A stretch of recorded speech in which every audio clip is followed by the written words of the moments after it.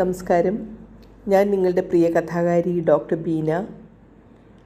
രാക്ഷസലഹരി എന്ന ഒരു ചെറുകഥയുമായിട്ടാണ് ഞാൻ ഇന്ന് നിങ്ങൾക്ക് മുന്നിലെത്തിയിരിക്കുന്നത്. നമുക്ക് നേരെ കഥയിലേക്ക് പോകാം. അഡ്വക്കേറ്റായ പൂനം ഗുപ്തയും ബിസിനസ്സുകാരനായ അനിൽ ശുക്ലയും സന്തോഷകരമായൊരു കുടുംബജീവിതം നയിക്കുകയായിരുന്നു. ഒരു മകനും മകളും അടങ്ങുന്ന കൊച്ചു കുടുംബം. ഉദയ്പൂർ നഗരത്തിലെ ഒരു അപ്പാർട്ട്മെൻറ്റിൻ്റെ 8ാം നിലയിൽ ആണവർ താമസിച്ചിരുന്നത്. അന്നും പതിവ് പോലെ രാവിലെ അവർ എഴുന്നേറ്റ് ഒന്നിച്ച് പാചകം ചെയ്തു.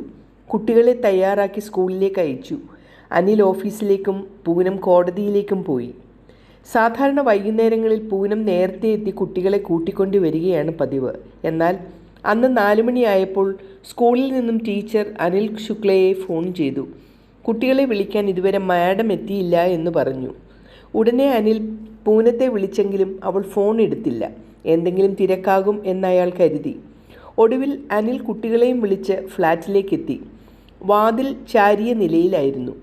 മമ്മ എന്ന് വിളിച്ചുകൊണ്ട് കുട്ടികൾ അകത്തേക്ക് ഓടിക്കയറി. അവർ കണ്ടത് ഹാളിലെ സോഫയിൽ രക്തത്തിൽ കുളിച്ചു കിടക്കുന്ന സ്വന്തം അമ്മയെയാണ്. ശരീരത്തിൽ വസ്ത്രങ്ങൾ അലങ്കുലമായി കിടക്കുന്നു. പെട്ടെന്ന് ആ അപ്പാർട്ട്മെൻറ്റിൻ്റെ നിശബ്ദതയെ കീറി മുറിച്ചുകൊണ്ട് ആ 2 കുഞ്ഞുങ്ങളുടെയും നിലവിളി ഉയർന്നു. പിറകെ വന്ന അനിൽ അത് കേട്ടുകൊണ്ട് വീട്ടിലേക്ക് ഓടിക്കയറി. അപ്പോൾ അനിൽ കണ്ട രംഗം അതിഭീകരമായിരുന്നു. ശബ്ദം കേട്ട ആളുകൾ ഓടിക്കൂടി. പോലീസ് വന്ന് നിയമപരമായ കാര്യങ്ങൾ കഴിഞ്ഞ് പോസ്റ്റ്മോർട്ടത്തിനായി ബോഡി ആശുപത്രിയിലേക്ക് കൊണ്ടുപോയി. കേസും കൂട്ടവും അതിൻ്റേതായ ഒഴുക്കിൽ പോയിക്കൊണ്ടിരുന്നു. പലരെയും ചോദ്യം ചെയ്തു. പക്ഷേ യഥാർത്ഥ കുറ്റവാളിയെ മാത്രം കണ്ടില്ല. സംശയത്തിൻ്റെ നിഴലിൽ പോലീസ് എത്തി അന്വേഷണം ആരംഭിച്ചു. ഫോറൻസിക് പരിശോധനയിൽ പൂനം ക്രൂരമായി ലൈംഗിക പീഡനത്തിന് ഇരയായിട്ടുണ്ടെന്നും കൊലപാതകത്തിന് ശേഷമാണത് നടന്നതെന്നും തെളിഞ്ഞു. നഖത്തിനിടയിൽ നിന്ന് ലഭിച്ച തൊലിയുടെ അംശവും TV റിമോട്ടിലെ വിരലടയാളവും നിർണായക തെളിവുകളായി. അന്വേഷണം വഴിമുട്ടി നിൽക്കെ പോലീസ് സ്റ്റേഷനിലേക്ക് ഒരു ഫോൺ കോൾ വന്നു. പൂനത്തെ കൊന്നത് ഞാനാണ്. ഒരു പുരുഷ ശബ്ദം. പേരോ സ്ഥലമോ പറയാതെ കോൾ കട്ടായി. സൈബർ സെല്ലിൻ്റെ സഹായത്തോടെ പോലീസ് ആ നമ്പറിലേക്ക് എത്തി. അത് ആ അപ്പാർട്ട്മെൻറ്റിലെ തന്നെ ഒരു ലാൻഡ് ലൈൻ നമ്പറായിരുന്നു. പോലീസ് ആ ഫ്ലാറ്റിലേക്ക് ഇരച്ചു കയറി. അവിടെ കണ്ടത് 21 വയസ്സുകാരനായ പ്രദീപ് കോത്താരി എന്ന ഡിഗ്രി വിദ്യാർത്ഥിയെയാണ്. പോലീസിനെ കണ്ടതും അവൻ കൈകൂപ്പി കുറ്റം സമ്മതിച്ചു.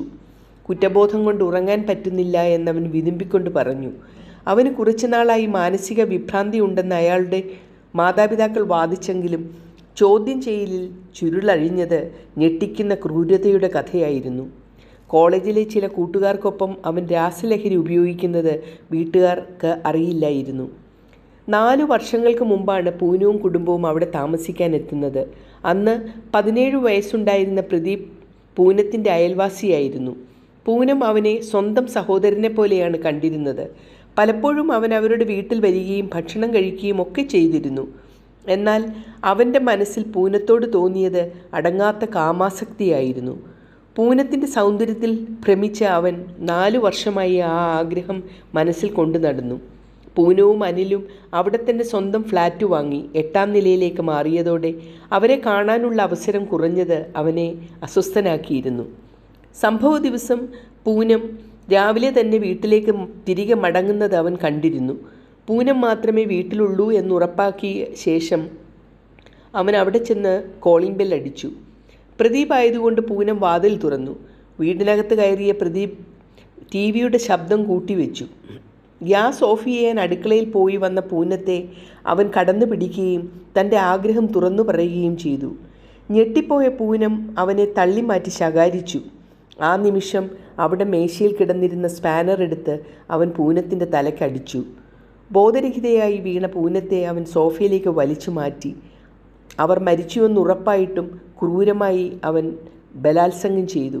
തുടർന്ന് ഒന്നും സംഭവിക്കാത്തതുപോലെ സ്വന്തം ഫ്ലാറ്റിലേക്ക് മടങ്ങി. കേസും വിസ്താരവും ഒക്കെ അതിൻ്റെ മുറയ്ക്ക് നടന്നു. മാനസിക പ്രശ്നങ്ങളുണ്ടെന്ന വാദം കോടതി തള്ളിക്കളയുകയും പ്രദീപ് കോത്താരിക്ക് ജീവപര്യന്തം തടവും പിഴയും വിധിക്കുകയും ചെയ്തു. സ്നേഹത്തിൻ്റെ മുഖംമൂടി അണിഞ്ഞ ക്രൂരതയ്ക്കൊടുവിൽ കഠിന ശിക്ഷ തന്നെ ലഭിച്ചു.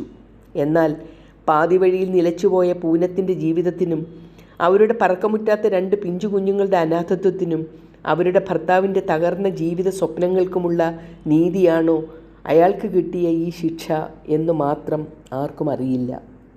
എങ്ങനെയുണ്ട് എൻ്റെ കഥ? എല്ലാവർക്കും ഇഷ്ടമായി എന്ന് കരുതുന്നു. ഇനി അടുത്തൊരു കഥയുമായി എത്തുന്നത് വരെ നന്ദി, നമസ്കാരം.